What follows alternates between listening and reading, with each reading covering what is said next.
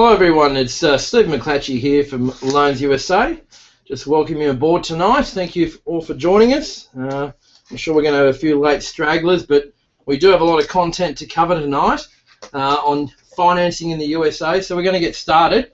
And then for all of those who are on there at the moment, we are recording this webinar, and so that we will be able to be able to see it the next day or so on our YouTube site, and also be on our website shortly as well. Well, welcome aboard. The heading for tonight is what to expect when getting US finance as a foreigner, which is a great topic. Certainly it's a minefield out there with US finance, and realistically if we're going to build some serious wealth in the US, you need to leverage. Can't do everything using cash. Tonight we've said that this webinar is going to be about 30 minutes. We're going to do our best to keep to as close as we can to that, and then there'll be some question time as well. What we're also doing is doing a more expanded version of this as well. So as you'll see tonight, there's a lot of content, and we want to try and give you as much as we can. It's not as a lot of you who've been on here before, we don't sell anything. All we're doing tonight is educating you and trying to give you the best amount of information so you can make an informed decision about moving forward. So let's start the presentation. Who we are, for those of you who don't know us. My name's Steve McClatchie. My main company, which I founded in 1997, is Loans Australia. We're an investment finance company in Australia, or people might call it mortgage broking. Then I established Loans USA now back in 2010. Loans USA is the only company of its type in Australia who specialises in finding financing options for foreigners in the US, buying in the US. Just a quick snapshot of the other companies in the group. Loans Australia, as I mentioned. International Portfolio Group, that particular company was set up to provide financial services to foreigners. We now have quite a few clients all over the world. We have some large clients like Ray White Real Estate Group's a client of ours, and there's another big one coming on board which I can't talk about at the moment. We provide accounting services, legal, structuring, SMF setup, all the financial services that you require to run a business or a property business in America. And lastly, American Property Partners, which is about researching and strategically building a property portfolio. It's not an area we really actually wanted to go into at all. In Australia, I've never gone into property, just focused on finance. But we found when we set up Loans USA, we had companies coming to us wanting our financing for their clients, which was fantastic for us. The only problem was the type of properties that they were selling to people weren't appropriate for the lenders we had. So that's the only real reason we set up American Property Partners, is to find properties which can be financed today, not in the hope of being financed in 2, 3, 4 years down the track. Just a quick overview of who the people may be that you might talk to. Myself, I'm the founder of the companies. I talk to a lot of the clients myself, and when you come to a live workshop, you'll always see me there or come into our office in Melbourne.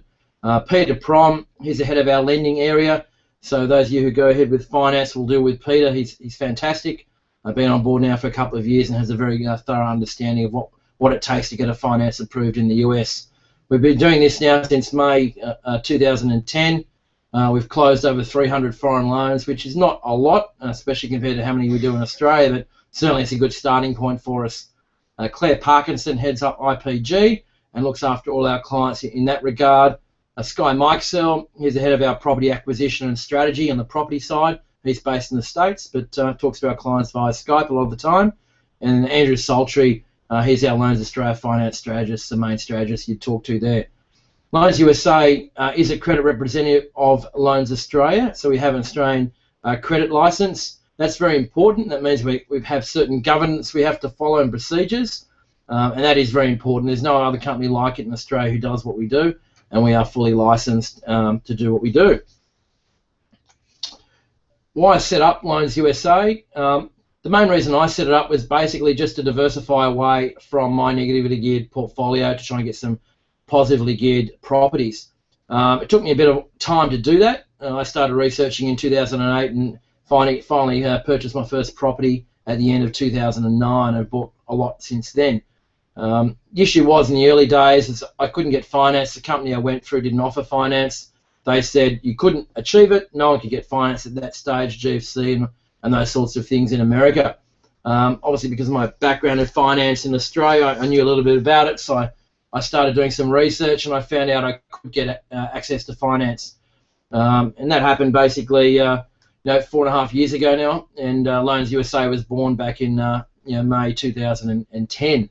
And look, tonight you're going to learn a lot about what it takes and what the criteria is for getting finance. It's completely different than Australia, and the idea is that you will have a good understanding by the end of this webinar if you qualify or what you need to do to qualify. Some of the slides I'm going to go through pretty quickly because there's a lot of information. Anything you don't see, you're going to have access to, so don't worry about that.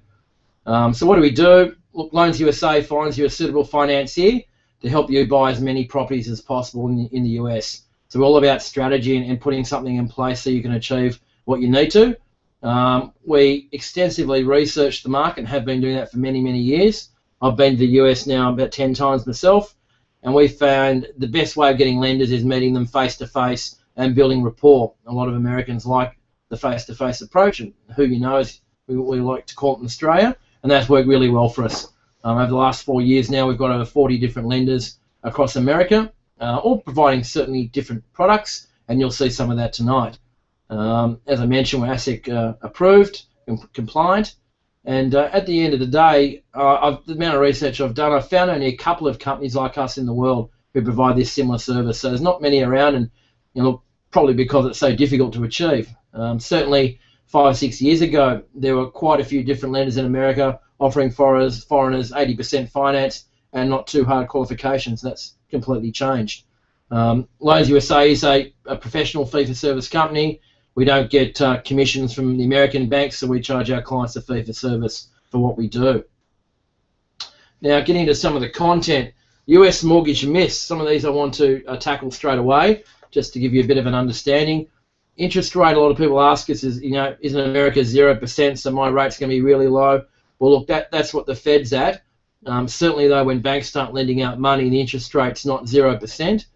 In America, the average interest rate now for a homeowner will be close to 4% if you've got very good credit. If your credit over there is not that great, then the interest rate will go up from there. In America, their lending's based on their credit score, which is unlike the current situation in Australia. In terms of investment lending, though, we've found that the average investment loan in America is 6.25. So it is like the old days in Australia where they had a different interest rate for investment and home loans. The same thing happens in America as well. So that's sort of where we sit. Home loans around the 4+ mark, investment loans on average 6.25. And what you'll see as well in America that the lending guidelines vary from state to state and lender to lender. Most lenders in America aren't national-based lenders. They're either regionally or locally focused, which we'll have a look at. A lot of people think it's easy to get a loan like it is in Australia. Unfortunately, that is not the case. It's very, very difficult to get loans in most cases in America, and they have certain guidelines and parameters we have to follow, which we'll learn all about tonight. Loans can be settled in 30 days, like in Queensland. They certainly do it all the time. Rest of Australia don't really stick to 30-day settlements in most cases. In the US, it is extremely difficult to settle a finance loan in 30 days. So we tell anyone, if you're out there looking for property, put a minimum of 60 days in if you're getting finance as well, because the banks can ask you the same thing 3 times. And it gets very frustrating. They're very slow, very methodical, and you'll see once you start going through that process how long it can take. And that's why it's, a lot of people like using services like we provide. Fees are certainly not the same in Australia and America. Basically, if you're getting a home loan in Australia, it pretty much costs you nothing. But the bank bears all those upfront costs themselves and make it back over time of you holding your mortgage. In America, though, they attach basically a fee to every section of the bank which touches that file, which I'm going to go through in a little moment, all the breakdown of what they charge. So it's certainly not cheap getting a loan in America, and that's something you need to weigh up when you're building a portfolio. We tell a lot of clients, look, if you're only interested in only buying maybe one property, the US might not be the way to go because the economies of scale, but if you're building a portfolio, it's certainly fantastic. We are going to look at loan terms. You'll find that they are a bit different to what we're experiencing in Australia. And you'll also see that not all lenders, as I mentioned, lend in every state. And certainly refinancing or releasing equity from a US property is very easy. Absolutely not. It is much easier to get a purchase loan on a property in America than it is to refinance that loan or to release equity from it. Obviously in Australia it's very simple. In America it's very difficult. Maybe in 5 or 10 years time things will swing around again, it's all much easier, but at the moment it's very difficult. So if you've bought a property in cash or intend to pay cash and think it'll be a simple piece of cake to release some equity and buy again, think again. So please, if you're going to look at that strategy, speak to us up front before you do anything so we can work out the best way forward for you. Appraisals are cheap and will be fine. Interesting situation, we call them valuations over here, they call them appraisals. Very interesting. We tell people that if you're going to buy a property in America, definitely use finance, because then you've got a third party looking at your property. Now that's good and bad. Certainly a few years ago when we started, the appraisals a lot of the time, probably 5 times out of 10 would come in below the purchase price. And that's especially true in the high foreclosure states, whereby you might be buying a foreclosed property in an area which has a huge amount of foreclosures. So it's very difficult for an appraisal company to value that property up once you've renovated and so forth, especially straight away. These days, though, we're finding that is less the problem. The markets in all the areas we're in anyway, the markets are returned and bottomed out and started to head up. We had one last week in Charlotte where the client paid $108,000 for the property, and the valuer came along and valued it at $117,800. I don't know where they got the 800 from, but that's what they valued it at. So we are finding some good valuations coming back now, and I can't remember the last time it actually came in below purchase price, but funnily enough, we do get quite a few above purchase price, which is unusual in Australia. Leveraging in an SMSF will be okay. A lot of people don't really know how that works. It's mystical in Australia at best. In America, I suppose we pioneered that. It took me about 12 months to set up SMSF lending, so that the lending guidelines or the mortgage documents that are produced in America would pass audit in Australia.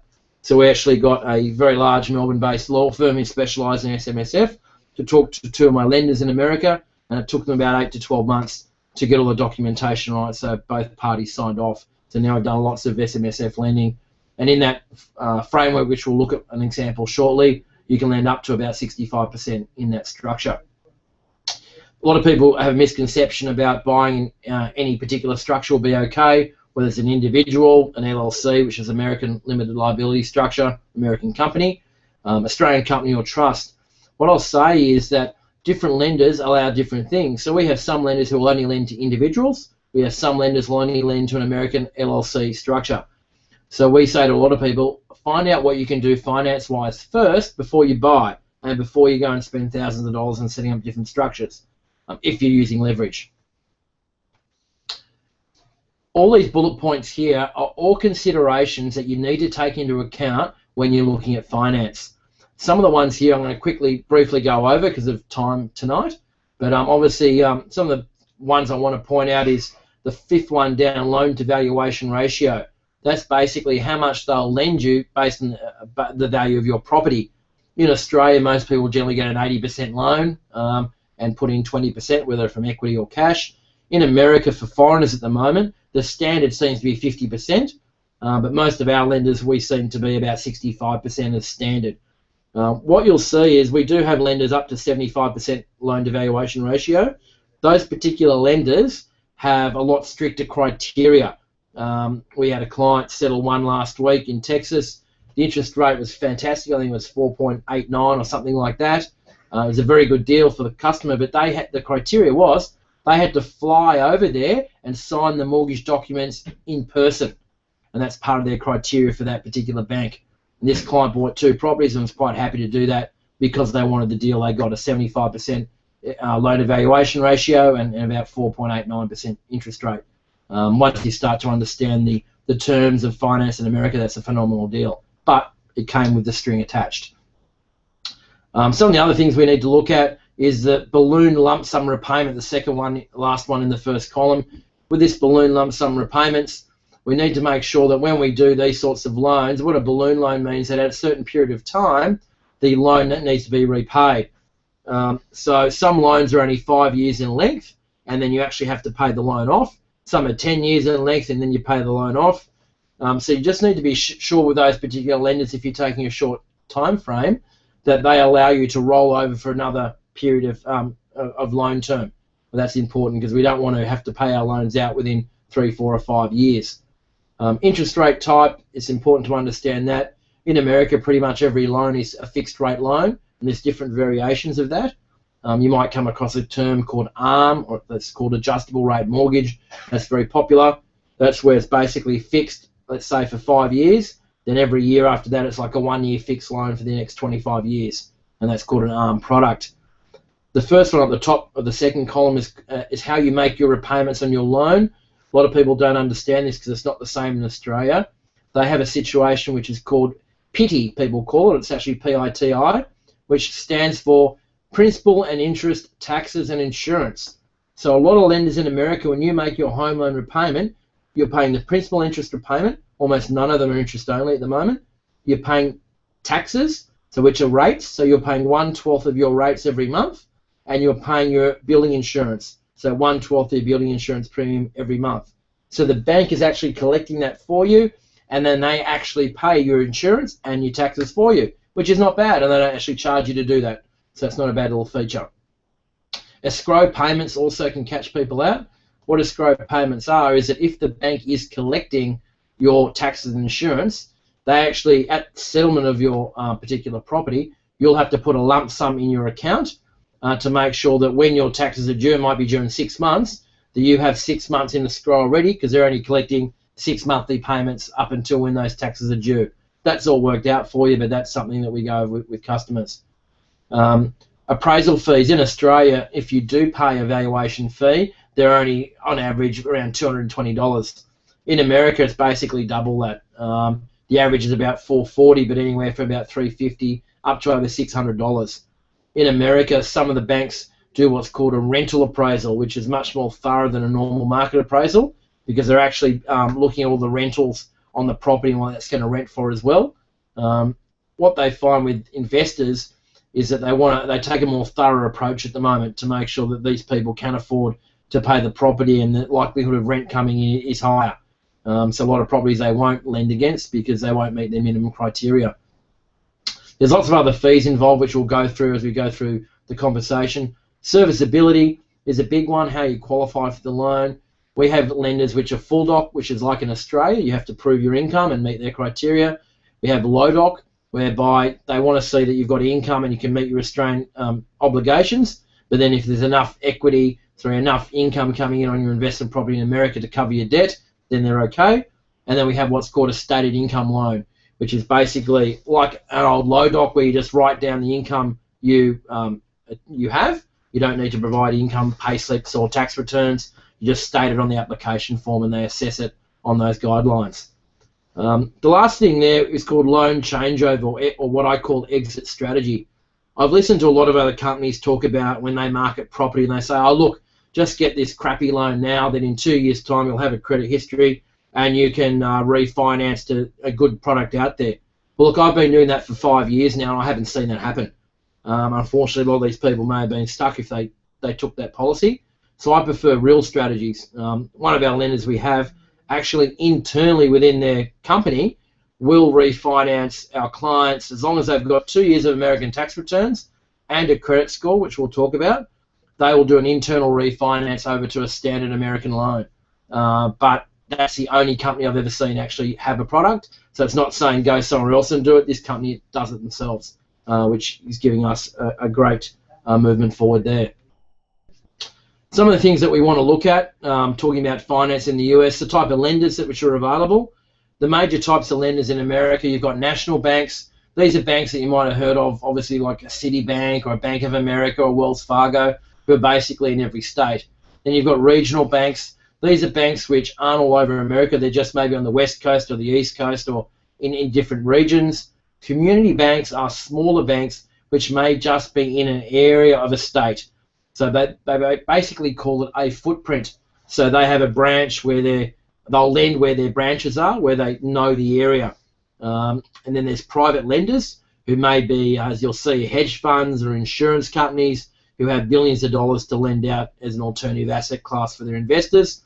And then some people even have, I've seen vendor finance over the last few years as well, which is basically the vendor financing people in, because at the moment it's so hard for Americans to get finance. If they want to sell their properties, that'll give them a higher chance of doing it if they provide some sort of finance. There's lots of different types of properties they'll lend against. Condos, or we call them units over here, or apartments, are very difficult. We certainly have lenders who will lend against them, but there's extra forms you need to fill in to do that. I'm not going to go through all of that now.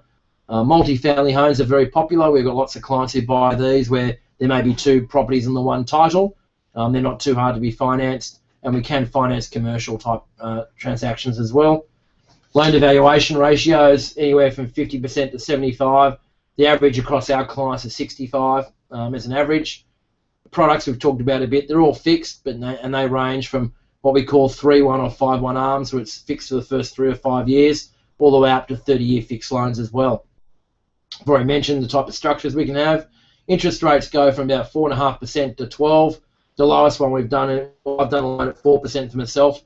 We do have a lender who is in the high 2s, but the minimum loan amount for them was $200,000, which most of the clients we've seen aren't in that realm, and that's at a 50% LVR, so you need a $400,000 purchase price to achieve that. Some more information in terms of some of the fees that these lenders charge. They do vary. Certainly, one of the big costs that we see is a cost called points, which we don't have in Australia. Points are basically a percentage of the loan amount. So if it's 1 point and the loan amount's $50,000, $500 is what they'll charge you for 1 point, or 1%. And points can be anywhere from 1 point up to about 6 points we've seen on different loans, and that's just a lender fee that unfortunately we have to pay. It's a once-off fee. In terms of loan amounts, we've actually got a lender now has a minimum loan of $20,000, but all the way up to $2.5 million. Probably the average loan amount that we would do for our clients is about $70,000 to $80,000 at the moment would be the average. The highest loan we've done is about 180. Oh, sorry, no, we did one loan at about $1 million, but that's out of the box. All the rest have been about 180,000 on average.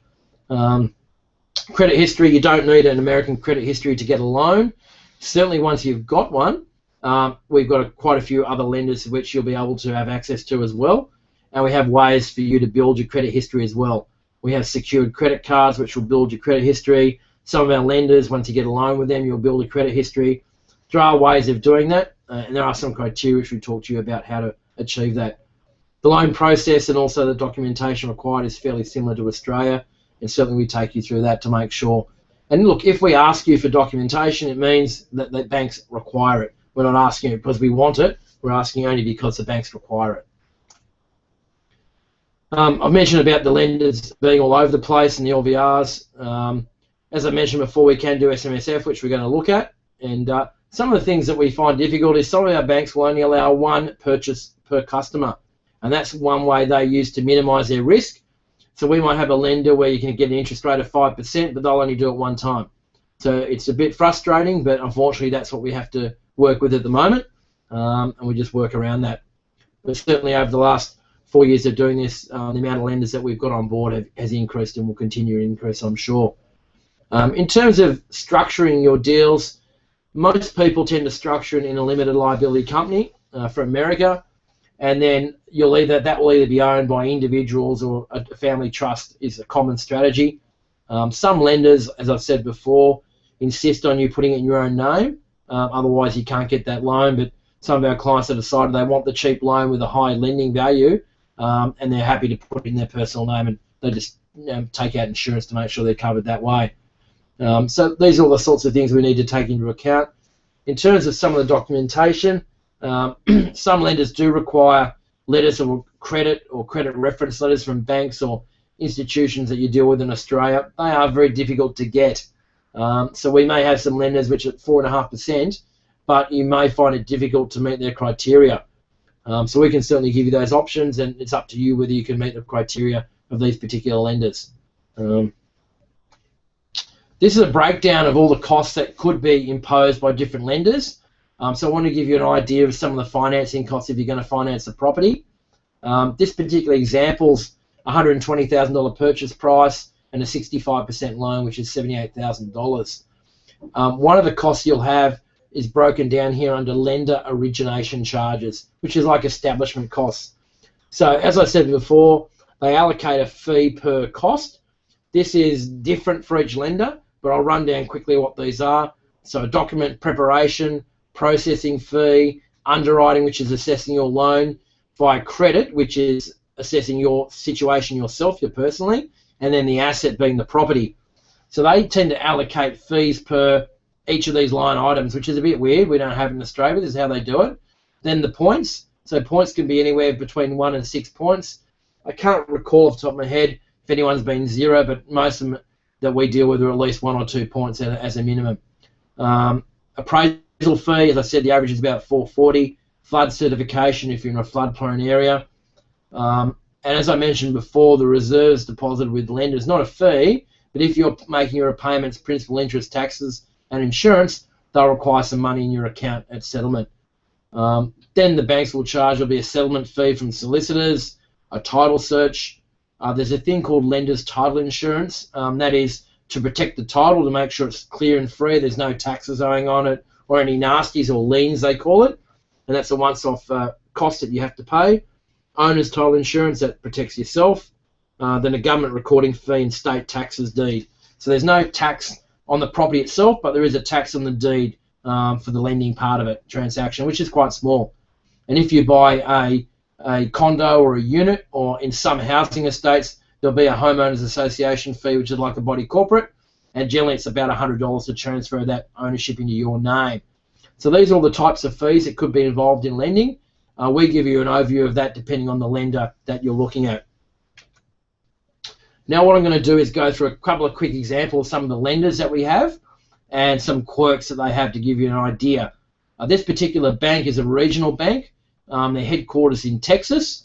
They lend all over Texas, mainly in the 4 major cities of Houston, Dallas, Austin, and San Antonio. The great thing about this lender is that they have no minimum loan amount. So you could buy a little property of $80,000 or $100,000 if you could find one that cheap, and they'll lend against that. One of the downsides of this lender is they'll only lend you 2 loans, and also they want to see you in person. The reason, up until January this year, none of our lenders really had that criteria. Sorry, one did in Florida, but the rest of them didn't have to meet you. Now, we can meet you and do it that way, but they've strengthened their disclosure and privacy laws in January this year. So now we're finding that some of the bigger banks are making people fly to the US to meet them. So that's one of the advantages of our tours, that we take you to some of these banks and get you pre-approved while we're over there. Certainly this particular lender is fantastic because they'll end up to 75% against a house. This is a lender that we closed 2 loans last week for a client in Houston who bought there.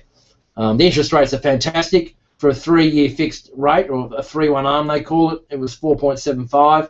And for a 5-year or 30-year facility, it was 4.99. So certainly fantastic interest rates. You can have loans up to 30 years with them. Very, very flexible. There's only 1 point, so very cheap to get into. None of our lenders basically have exit fees, so it's quick to get out of it as well. There's no cost. They do have serviceability guidelines that we have to meet. They'll lend up to 36% of your gross income. And when they work out serviceability in America, they take into account how much tax and insurance you pay on all your properties as well. So in Australia, we don't do that. But in America, if you own, let's say you own 3 properties in Australia and 3 in America, not only will they take into account the principal and interest repayment, they'll take into account the taxes and insurances as well, which can certainly add up. So that gives you a bit of an overview of that particular lender. Here's another one. So that was a bank. This next one's a hedge fund. This hedge fund here we've had for a little while now. This is for the larger investor where you've already got a portfolio of properties, or you're wanting to start with a portfolio, because their minimum loan amount's $500,000, which is a lot, and they need 5 properties as a minimum to bring to them as security as well. They're a very, very large hedge fund. That's why the minimum loan amount is so high. The good thing about them is their loans are non-recourse, and they'll lend you to start with 60% of the value, and then once you've been with them 12 months, they'll increase that up to 75%. So you could cash out or equity release that extra equity you have after 12 months. They'll only lend in an LLC structure, and the interest rates are pretty good, somewhere between 5.5% and 6%, depending on the risk profile that you have. There's only 1 point, so pretty cheap to get into, and this is serviced purely by the rental. So as long as the rent can service the cost of the mortgage with a margin involved, then you'll be approved. So they don't look at your personal income whatsoever. So this is a great loan for the higher loan amounts, or once you build a portfolio. So you may start with some sorts of loans just to get into the market, and once you've built your portfolio, then you can transfer to this style of loan. For those of you who are looking at borrowing via self-managed super fund, this is one of the lenders that we use, a very, very, probably the most popular one that we have at the moment. If you're buying 2 or more properties, they'll lend you 65%. For 1 property, they'll lend you a maximum of 60% against that property. One of the downfalls is they're only available in 6 states, which is Florida, Georgia, Missouri, North Carolina, Tennessee, and Texas. So if you're buying in those states, then you can buy in your super fund using this product. It's a 30-year product. The interest rate's 8.25. It is a non-recourse loan to meet the requirements of the Australian government in relation to that. It's not too hard to get approved because it's within your super fund, and obviously there's no recourse back to any other assets held in your super fund, which is pleasing. The points are a bit high. It's 4.5 points, so it's a bit higher than the last bank loan, which is 1 point, and that varies. So you can see there a bit of an overview of what it is, but it's a fantastic loan for those people wanting to leverage using their self-managed super fund. This is a newer loan that we've got. We're very, very excited about this particular lender. It's what we call a stated income mortgage. It's the first one available for foreigners for about 8 years, and there's almost none available for Americans on their loan, so we're quite ecstatic about having this on board. It's actually owned by a life insurance company, a very large one in America. The good thing about them is at the moment they're lending in 17 different states, which at the top there I've put them listed what states they are, and the minimum loan amount's only $30,000, which is fantastic. Some of the highlights of this loan that we're excited about is there's no limitations on the number of loans you can buy, which is fantastic. In America, the way they document mortgages is 1 loan per house. You cannot cross-collateralize with a residential mortgage, so that does hold some people back. This particular lender will allow you to release equity. So whether you've bought a property and paid cash, or whether you bought property a few years ago and there's equity, you can use this product to release the equity. They'll lend you 65% for purchases and 60% for equity release or refinancing from another lender. They'll lend in a range of structures, in personal name and LLC, and we are working towards having them approved for self-managed super funds as well, but we're not there quite yet. The interest rate, being a stated income loan, is a bit higher. It's 8.99%, but the only criteria is basically we need to prove that you've got the funds in the bank to settle the loan. So we need two months of bank statements to show you've got the evidence of your savings or wherever it's coming from that you can settle it. There's no income tax returns. You do have to state an income on the loan application, but as long as that meets their criteria, then you're away. The upside for this particular loan for us is that internally they will refinance our clients over to a conventional US mortgage once you've got 2 years of US tax returns and a US credit score. Every loan that you do with them is credit scored with the major credit bureaus. So if you've got 2 loans with them, straight away you're going to start building that credit score, because you do need 2 what they call lines of credit or 2 loans to build a credit score. So if you only had 1 loan, then you'd need a credit card or something else to start building that credit score. So once you've got the credit score, once you've got 2 years of US tax returns, you can then do an internal refinance. That means that you might have been on 65% LTV. You can now go up to 75 to 80%, so to avoid the mortgage insurance, and the interest rate will drop from 8.99 down to about 4.6 to 5.5. So that's a phenomenal exit strategy for our clients that we're going to be pushing heavily. We've also managed to negotiate with them that our clients can sign their loan documents by power of attorney, so they don't need to be posted over to Australia and go to an embassy or anything like that to sign, which takes a lot of time and very costly. I won't go into more of that now, but they've bent over backwards really to help us, which has been very good so far. Nearly finished now, but just a little product that we have. For those of you who might have a share portfolio which is not leveraged, we have a big lender in America which can leverage against your share portfolio. It's a non-recourse loan. The interest rates are only between 2.5% and 4.5%, and they'll lend up to 80% of the value of the share portfolio. You can use that for any purpose, so that could be a good way of raising funds as well at a cheaper rate than what we can do in Australia. Margin loans in Australia are over double that, so it's a good little product. Here's an example of how the finance works. This is a little property. This was in Nashville, this property, $105,000. When you look down there, it talks about the costs of owning that property, the monthly rental and the taxes, insurance, management, maintenance and vacancy. That's going to cost you $827 a month. And with that last lender at 8.99 at 65% borrowing, the monthly repayment's $549. So you're still about $250 to $280 per month cash flow positive, even at an interest rate of 8.99. So a lot of people say, oh, gee, that's a high interest rate, but this is basically a stated income loan on a loan amount of $68,000, which is pretty much a personal loan in Australia. So when you put it in perspective like that, it's obviously a great deal. That's what you need to work out what's going to be the best way for you to move forward to build a portfolio as quickly as possible. So it certainly can work. In terms of what we charge and how we work, there's a range of things we do for our clients. At the end of the day, what we're there to do is hold your hand throughout the whole process. We take care of all the compliance, explain everything, explain all the documents, get them approved, persist through questions from the lenders to get everything done. We charge a fee for everything we do, so we have a fee for service. If you've sourced a property via one of our companies or affiliate companies that we work with, then we charge you $2,200 for the first loan and $1,650 thereafter, including GST and Australian dollars. And if you've gone out and sourced your own property, that's fine.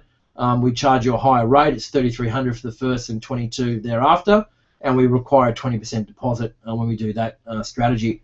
That's all we charge. That's straight fees, not percentages or anything like that.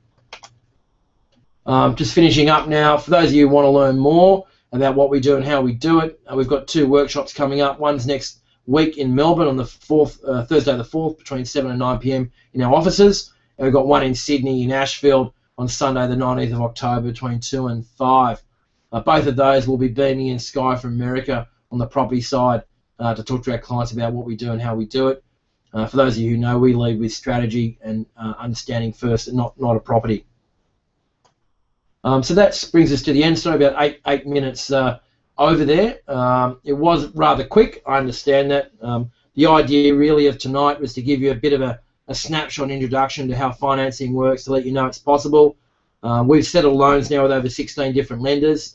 It's certainly difficult, but what we're endeavouring to do is to give you as much education up front so that you understand what is possible for people. Certainly, if you've got any questions, I'm happy to answer those. You can certainly, there should be a box there that you can write some questions in, and away we go. In terms of, some people have asked me here, what's the minimum deposit required for buying a property? Well, if you're getting a 75% loan, you'll need 25% deposit plus your costs. I went over what some of the costs are. Obviously, there's no stamp duty on the property, but if there's a $100,000 purchase on a 75% loan, you'll need about $32,000 to settle it. On a 65% loan, you'll need about $42,000 to settle the property. So that depends. We have spreadsheets that we put together for our clients, so it outlines on those spreadsheets exactly what all the costs are, so you know exactly what you need to come up with before you make a transaction. So it does vary. If there's any other questions, I'm happy to have it. We are actually putting a lot longer finance webinar together with chapters on different areas, so that people can click on whenever they want to on the topics that interest them. Certainly also on the self-managed super fund, we are going to be doing an own webinar just on that, on the structuring of it. We get so many questions. We've got a large financial planning company coming on in Queensland who are referring us clients, and we've worked with them extensively, so all their clients are happy with how that's working, so we're excited about that. And also, yeah, if people have got questions about the individual products that we have or how it works or what's going to work for them, let us know. Peter, you'll find in our office, is very, very good to deal with and has a very good understanding of what the lenders require. And certainly some people who start off wanting 75% loan evaluations and 5% rates ended up going with the higher products because they can get them done with a lot less information a lot quicker, and they can build their portfolio a lot quicker. Even though the loan evaluations for 65 instead of 75, they can get ahead a lot quicker, which is handy for some people. And you don't have to pay cash. Samir's asked, is it possible to share such spreadsheet? Yes, it is. Or just speak to us in the office, and certainly when we run the spreadsheets, we actually email them to all our clients. That way there you've got them in front of yourself, because you could be in Queensland, for argument's sake, and we're in Melbourne, and so over the phone then we work through the spreadsheet, so you can see what all the numbers are and compare. And with our spreadsheets, we can compare 10 properties on the spreadsheet. We sort of encourage our clients to, if you're going to buy in America, to at least try and aim for 5 properties, so it can make a real difference. Buying 1 or 2 properties, look, it's not going to change your life, but if you can build 5 properties and pay them off within 10 to 15 years, and you've got cash flow coming through of $50,000 to $70,000 a year after expenses, it's a pretty meaningful situation. And look, what you'll see with all the loans that we do, all of them will be cash flow positive even after you've paid out your expenses. Obviously, the two big variable expenses that we don't know about are maintenance and vacancy, but certainly you can minimise those risk factors by looking at where you buy and what you buy and who you rent to and things like that. So you can minimise those risks. And that just depends, again, on how much you're willing to spend on a property. Certainly when we started doing this 4.5 years ago, majority of people we spoke to were buying, $40,000 properties in Phoenix or $33,000 houses in Kansas City.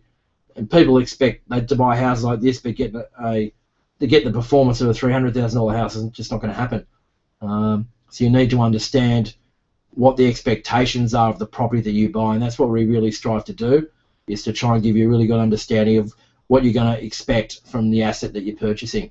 And it's really critical for us from a financing viewpoint. It's very, very difficult for us to get our lenders, and so the worst thing that can happen to us is that we have a client default on a loan, and really that's only going to happen when they've got a terrible tenants or they've got so many maintenance issues that it's not worth holding it or they can't afford to hold it.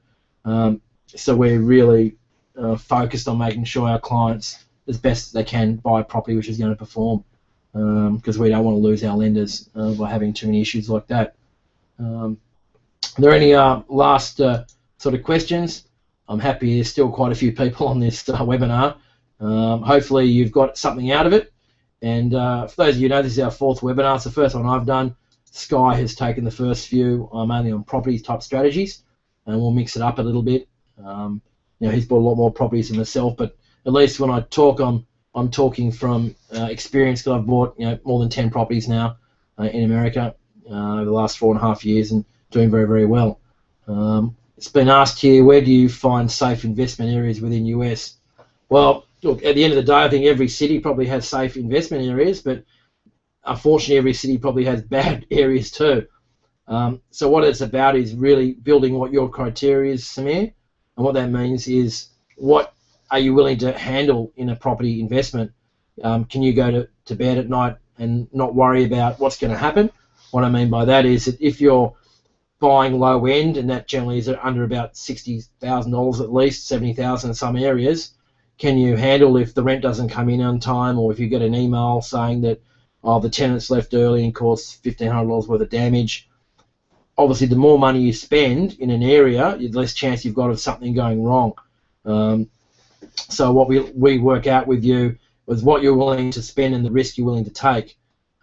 Certainly in some areas, we believe that once you get above that critical price point, let's say, give you an example, let's say Memphis, Tennessee, which a lot of clients have bought in that area because of the cash flow. All the clients who tended to purchase initially, say 4 years ago, and around the $40,000 mark, most of them have had some issues, because these properties, yes, they have great cash flow on paper, but then once tenants move in and out of there, the tenants aren't what we call high quality. They're blue collar workers, and unfortunately these people are never going to own a home, so they don't tend to take as great care, we've seen, of properties. But if you go that bit up the chain, you're investing an $80,000 mark there, which is not a lot of money, you're in phenomenal areas where people are fantastic, the renters are great, the returns aren't as high on paper, a little bit less rent, but they're much more reliable returns. So we like to talk about these sort of situations in each of the markets we're in. Someone else has asked, do you have a list of properties available through your company? Sanjeev, we don't work like that. We start with the strategy first. So when you talk to us and talk to Sky, we talk about 3 types of investing: cash flow, balanced, and capital growth. What I mean by that is some areas are more conducive to cash flow, that traditionally the returns have been very high. There's a high percentage of renters in that area. There's a range of characteristics that you have with that. Balanced is a bit of cash flow and also capital growth.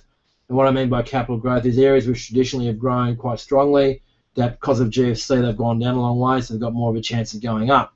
So we start with that first to work out what you're looking at and what risk criteria you take. Then once we've gone through all the strategy, then we end up with the property, because we've got about 3 cities in each of those areas. So if you end up being, a balanced investor, then we look at those 3 cities, and what we will then do is send you lots of walkthrough videos and before and after photos of properties, and try and gauge exactly what you're looking for, And once we know what you're looking for, then Sky will talk to the real estate teams that we have there to try and locate properties which are going to meet your criteria. So we're not like a lot of the other companies you might have seen who will just send you 4 properties for sale. We actually take a strategic approach and start with you first and end up with the property. At the end of the day, the property is just an asset, but it's got to perform for you. So we want to know how it's meant to perform to make you happy, and we start there.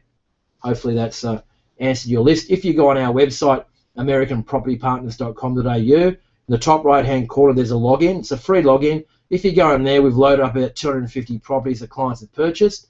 It's all geographically located, so you can go and have a look what people have been buying, all the numbers around those properties, the purchase prices, all that sort of data, and start looking at that. And certainly when you talk to us, and we can work backwards and then show you obviously examples of properties in areas that you might like.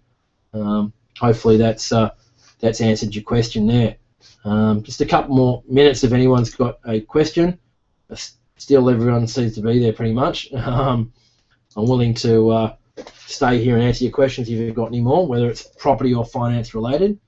One thing I would say is that I've certainly experienced myself, the cheaper property I buy, the more risks I have. I know that sounds very basic, but it's actually true. Of all the cheap ones I started out with 4.5 years ago when I didn't have the faintest clue what I was doing over there, only one of them has really had a stellar performance. 3 other cheapies that I bought have all been lemons as far as I would say. Certainly when I started spending more money, and by that I meant back then 60,000 and above, but this is 4 years ago. Those same properties now are over $100,000, which is not a lot of money now, but certainly in percentage terms, that's a fantastic growth in the last few years. The last market that we were in that turned was Atlanta. That's now bottomed out and started to go up again, which is a good thing. So we have research reports in all the cities that we're focused on, and if anyone would like a copy of those or some particular markets, just email us and we can do that for you. We have welcome packs so people get an understanding of what we do on the property and financing side. We have lots of videos on different things that we do. Once you start dealing with us, you'll find that we're a strategy company, we're not a sales company. Certainly we have properties that we sell at the end of the day, or find you and get you, and we get paid when we do that. But the main thing is that you're getting something which is going to meet your criteria. At the end of the day, as I mentioned before, doing one is not going to do anything. You buy 4, 5, 6 or 10, it's certainly going to change your life. Our largest client, who's based in Melbourne, has now got 45 properties. That's only been in the last 2 years. He's built up a very large portfolio of properties, and his monthly income now is something like $18,000 from his portfolio, which is quite significant. So certainly can be done. A lot of our clients have over 10 properties, and certainly leverage is a great way to go, and that's what we're very, very strong at. I think if there's no other questions, I might leave it there. I want to thank you very much for attending our webinar. We will be putting up on our websites the next webinar coming up the next 4 to 5 weeks, and hopefully some of you can join us at our upcoming workshop in Melbourne next week or in Sydney in a few weeks' time. Thank you very much, and all the best.